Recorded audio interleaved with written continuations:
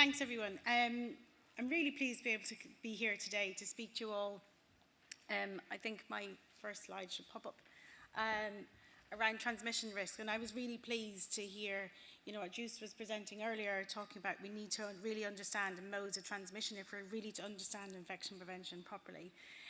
But I'm going to have a look at assessing transmission risks and using an infection prevention toolkit that's been designed for reprocessing of ultrasound probes. So looking at one particular area and talking about medical devices, as we saw earlier, being a really key part of understanding how they're used, but understanding the modes of transmission in terms of risk from patient to patient. So again, something that just touched on earlier in terms of the environment being a reservoir for pathogens, and understanding that some of the pathogens that are important in relation to ultrasound probes like HPV or mycobacterium are hanging around in our environment for a considerable amount of time. And these pathogens are known, obviously, to transmit from patient to patient, environment to patient. So something that we consider the environment of the patient, the ultrasound room, the equipment, is a risk for patients if we don't consider them properly in terms of decontamination. So we know in terms of ultrasound equipment that looking at some studies to see where the HPV contamination was happening, so looking at in an ultrasound room as well, so seeing the transvaginal probes that were contaminated with HPV DNA and being able to track that with being able to see that after reprocessing with wipes and sprays that many of them were still contaminated, and actually looking at across all of the different equipment in the room. So we have to consider not only the ultrasound probe itself, but we have to consider the other things that are used, things like gloves and ultrasound gel. And recognizing as well that where these endocavity probes are used, they are touching body sites that have the highest risk in terms of carcinogenic effects. So recognizing that they're important to consider because of the body sites that they're in contact with. And recognizing again the role of the transmission. So transmission from patient to patient, transmission from the probes to the environment, and you can see at the center of all of this is the probe itself being used and how we can consider medical device disinfection helps break this transmission chain. And again, key, as we mentioned earlier, to infection prevention is really understanding these modes of transmission.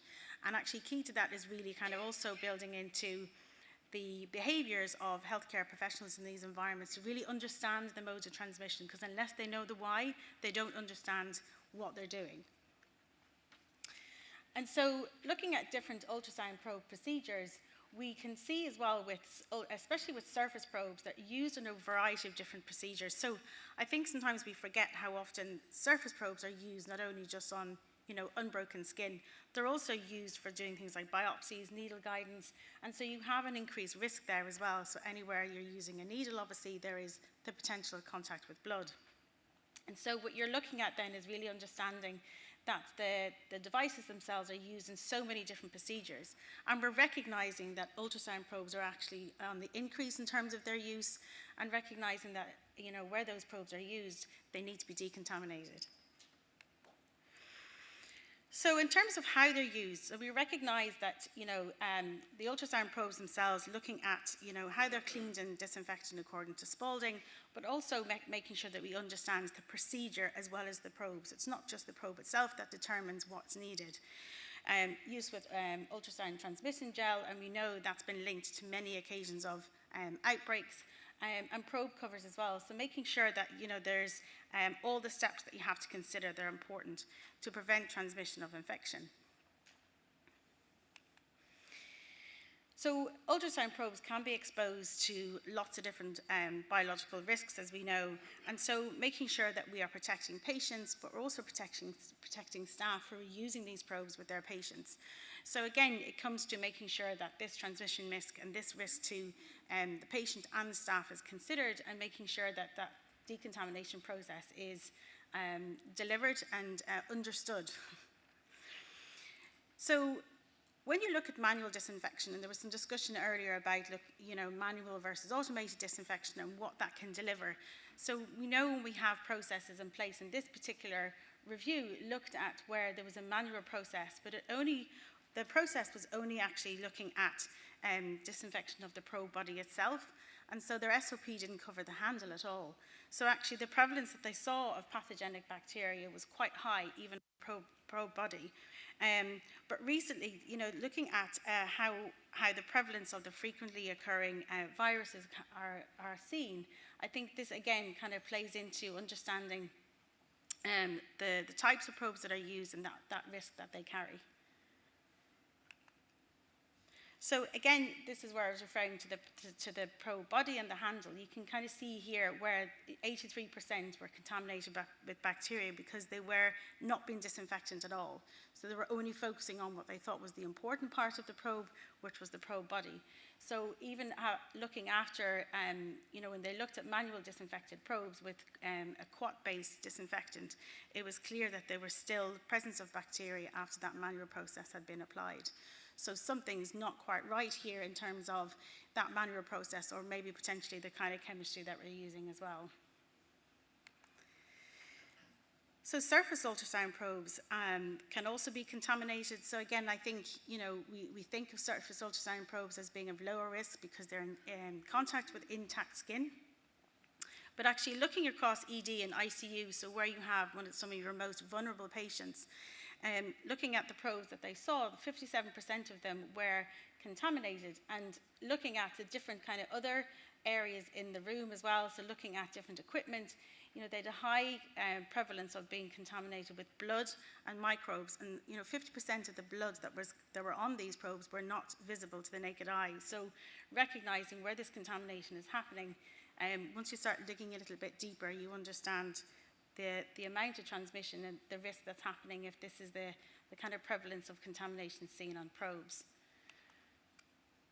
In this particular study, was this first of its kind, was carried out in Scotland, and some of you are probably very familiar with this. So it was a kind of look-back exercise to really understand what was happening with probe disinfection, and they determined that they had an unacceptable risk of a patient infection following an endocavitary ultrasound. And this was looking at over 1 million patients and doing their 30-day follow-up and recognizing that where they they'd had a semi-invasive probe procedure, recognized that lots of these patients were getting infections. And so across the two different patient cohorts, they could see, for example, patients that had undergone transvaginal ultrasounds, they had a 41% greater risk of infection. And they had a 26% increased risk of antibiotic use. And this is a really good way of being able to assess these patients and follow up with them after they've had their procedures to understand who and how many people are actually getting these infections. When you looked at the urology cohort patients, it was even greater. So there's a greater risk of infection, so 3.4 times greater risk of infection, and a 75% increase in the antibiotic prescription in those 30 days in follow-up of the patient. So these facilities were using low-level disinfectant wipes and/or sprays to be able to disinfect the probe. So some elements to identify and explore in here really was looking at manual processes, the right types of products that are used as well, but recognizing that there's a greater risk and an increased risk across different cohorts when you look at how this disinfection was being carried out. With surface ultrasound and looking at the risk in central venous catheter placement, so again, this is where you have a slightly higher risk procedure where you're using a surface ultrasound probe, and recognizing that at different times you can see that there's an increased risk around catheter-related bloodstream infections. And again, if you're looking at the guidance that in terms of some of the recommendations that came from this kind of outcome in the study that they did, they're recognizing then that the aseptic technique that you should be able to use with the sterile barrier precaution, they also recommended that the needle tip should not come in contact with the sterile sheath of the transducer. So that's really tricky to be able to do. How do they know that the needle tip is never going to pierce that and then it obviously then cause an issue later on? So probe covers are often used, but we know they often fail. And so recognizing that commercial covers can break, and so therefore they don't replace the need for high-level disinfection. So those probes that are used on patients, we think that we're kind of adding a layer of protection, and it is one layer of protection that you need, but it doesn't replace the need for high-level disinfection. And this is something that's reflected in many of the guidance that we see across Europe. Looking at surgical ultrasound, so this is something that, where we recognize that the ultrasound probe is in contact with organs as well. So this is a particular outbreak that related to Serratia marcescens, and the patient who come in contact with a probe developed 8 out of 9 of them had developed a surgical site infection. So you can see the huge risk here posed by a probe that's coming into contact with essentially what should be sterile tissues. But what caused the actual outbreak? When they looked back and were able to see the traceability records helped identify some of the missing cases that they had an absence of terminal disinfection after cleaning. So I think once they thought they had cleaned the device, there was no disinfection going on. And so they also recognized that some of the probes were damaged. So the damaged probe, obviously very difficult to clean and disinfect. And so they had a damaged seal between the cable and the probe. So again, recognizing that there was an actual reservoir occurring where that damage was. Ultrasound gel, this has been documented many, many times, and I think, practice has moved on considerably where we looked at ultrasound gel and looked at multi-use ultrasound gel, and so recognizing that with endocavity procedures and surface probe procedures, that we've recognized that there's lots of occasions where we've had outbreaks, and so we're moving to sterile gel. So again, one of the many lines of defense, I suppose, that you would need in terms of protecting your probe to your patients. So you can see on the left-hand side the layers of infection risk and the management that's needed, so sterile gloves and sterile probe cover and gel, and seeing then the worst case scenarios of what you can identify when you see if some of these practices are not put in place. So why do we need to decontaminate ultrasound probes? I think, it's a great link to the previous discussions with Just talking about understanding transmission risk, that we really need to make sure that it's about protecting our patients, but it's also about protecting our staff who are performing the scans and making sure they understand these risks. And some of what we kind of present today and we see is that being able to make sure that they understand the why. So why am I performing my scan and taking all these different procedures into place? So why am I using sterile gel? Why am I ensuring that each time I use my probe, I decontaminate it before the next patient? And it's about protecting protecting the facility risk as well, but making sure that, this is something that is kind of embedded into the culture of infection prevention that you have without the facility, that you consider medical devices as a risk. So invasive medical devices as increased risk for patients as to how they're used and thinking about that decontamination journey. So following on from looking at the risk around ultrasound probe disinfection, I wanted to kind of also introduce the ultrasound infection prevention toolkit. So this is something that was developed by a range of different experts, both decon experts, AEDs, infection control experts, recognizing that actually bringing those groups together really helps facilities to understand their ultrasound probe use and decontamination. This was developed completely agnostic to any product, any commercial piece. It sits in its own website. Some of the experts that contributed to this toolkit are in the room today, and thank you very much, because it was a great way to be able to bring that expertise into one place. And the idea of the infection prevention toolkit is to be able to give tools to identify where your ultrasound probes are in use and how you can kind of take them on that journey of their decontamination. So these are downloadable, free of charge. You can adapt them, you can use them depending on your facility. And essentially the tools allow you to locate and profile your probes at the very first step. So do you understand, or do you have a knowledge of where all those probes are across your facility? So you can create an action plan that then you can move on to the next step in terms of looking at are the probes having the right processing procedures? So are they based on guidelines? Is it organized by department? So making sure each department understands their roles and responsibilities of where these probes are. And then a risk assessment is then being able to, you can develop from that, so you can assess the hazards associated with those particular probes, how they're used, how they're processed, and eventually you end up being able to develop essentially an SOP or a policy around your ultrasound probe specifically. And I think there was a big recognition that there was a gap in this area of trying to really understand the number of probes you might have throughout your facility and how to track them and how to really assess how they're being used but how they're being decontaminated. So this kind of talks you through some of the things that you can do as part of that first tool in terms of identification of where your probes are. And then you can start looking at the asset register maybe to see, how can you identify across your hospital, but also where your consumables are being used can also indicate to you where those probes are as well.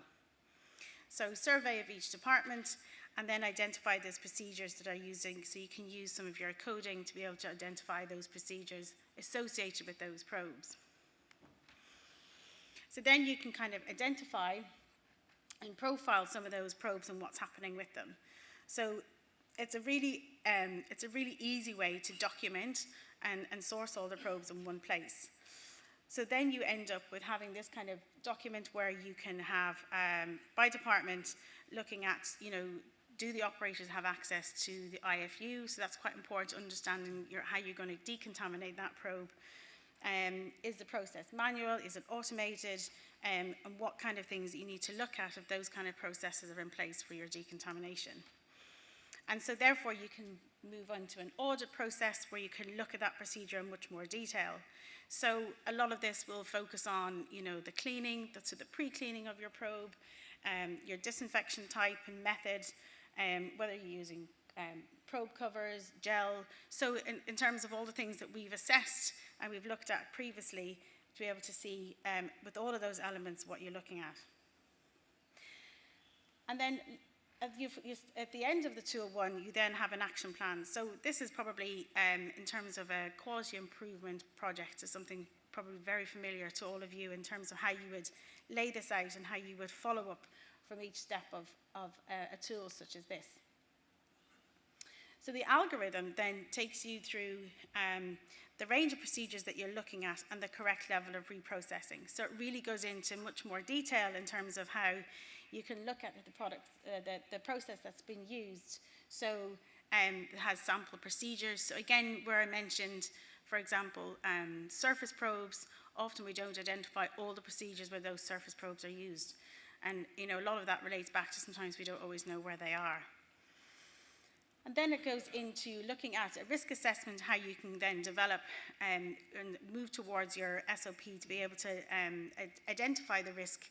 And so there's a sample spreadsheets that you can use. So this is pretty standard ways of assessing risk. And so if your hazard then presents, say, for example, as a medium, high, or extreme risk, the plan is that you would then reduce that to, so that all of the measures you put in place are then reduced to where you would have a low risk to patients. So the final tool then looks at your policy development. So this allows as a kind of SOP framework where you can put in place all of the procedures that you need, and department by department you have something that's easily accessed and used by staff to be able to develop an SOP that's focused on the probes that you have in each department and understanding exactly how you're decontaminating those probes. So all of the toolkit is based on current and existing guidelines. It's something that's under review, so we would aim to always update it as guidance or as new expertise kind of comes into it in terms of making sure that it's going to stay relevant. All of the tools are available, as I said, and they're hosted on their own website, and you can access them. You can adapt them to your facilities. So it's something that's very kind of universally adopted into facilities to be able to look at the decon of your probes. So the toolkit itself has been in place for a couple of years. We have many hospitals kind of who've adopted this, and as I said at the beginning, it's been a very welcomed opportunity, I suppose, to bring IPC and decon together to be able to identify, locate the probes, and really understand what's happening. So when we know a lot of hospitals are trying to figure out how do I best approach the decon or probes, where do I start? This gives you all of that in one place. And so some feedback that we've had from one particular hospital in Dublin, so this is from Jinsey Jerry, who is essentially a dipsy of infection prevention. And so she really identified where this could play a big role in her hospital. She's already conducted her first audit and plans to conduct another one in the summer. So this is where she's using the toolkit along that quality improvement pathway to be able to ensure that she's identified. I think her next step is making sure that they start looking at ED and ICU, for example, and being able to give them the tool to be able to really explore the decontamination that's happening. And I think the insights and what it's been able to give them has been really valuable. So this journey is going to continue for the hospital in Dublin that I've kind of shared this feedback for us to be able to share with you today. And I definitely think that there's more to come from this particular hospital as they're keen to move this forward in the future. So thank you very much, and thank you for your attention.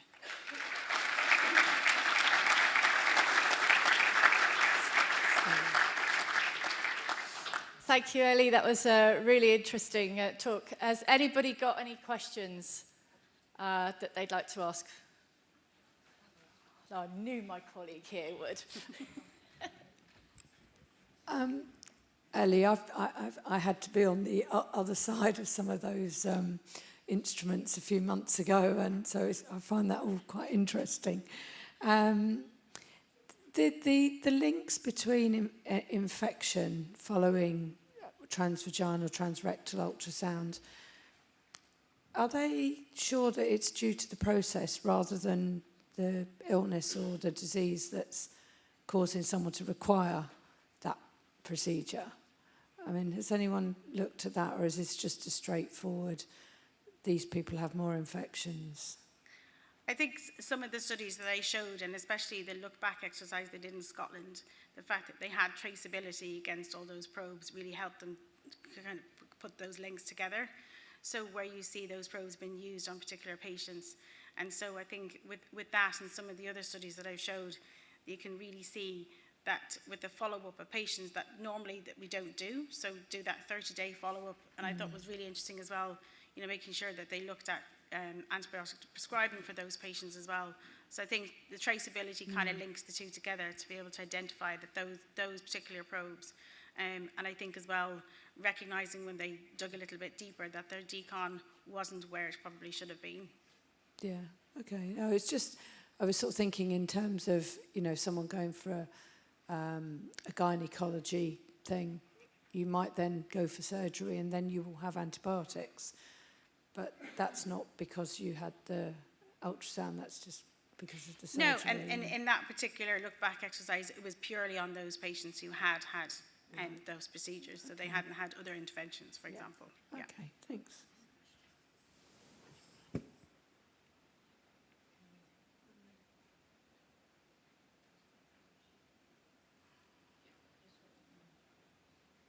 Are there any other questions? Sorry.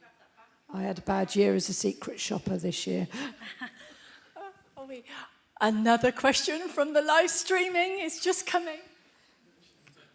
Okay, she's very excited about this, you can tell. This is from Siobhan Seshwan Hart, and is the disconnect between SSD medical devices experts and users part of the problem? And how can an SSD or endoscopy unit check the functionality of an ultrasound probe? So 2 parts to that question. So I'd say the answer to the first question would be a definite yes.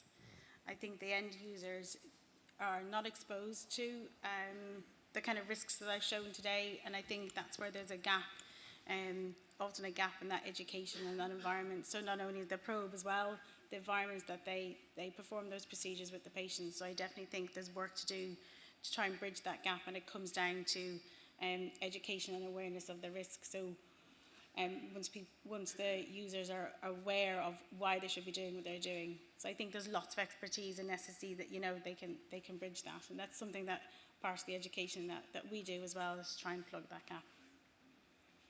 Excellent, thank you so much. Everybody give Ellie a round of applause. Thank you.